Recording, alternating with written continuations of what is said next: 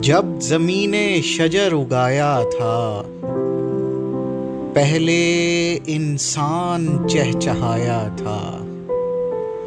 میں اندھیرا تھا میری مسند سے، میں اندھیرا تھا میری مسند سے، روشنی نے مجھے ہٹایا تھا۔ وہ گئی تھی کسی کی شادی میں، اس کو دلہن نے خود سجایا تھا۔ کیسے اچھا لگوں چراغوں کو، میں نے ان کا دھواں بنایا تھا۔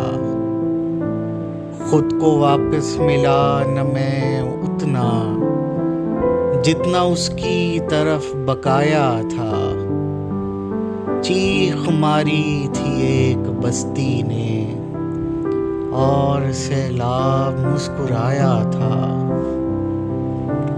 کیسے رکتا کسی جگہ میں زیب، میرے اوپر ہوا کا سایہ تھا۔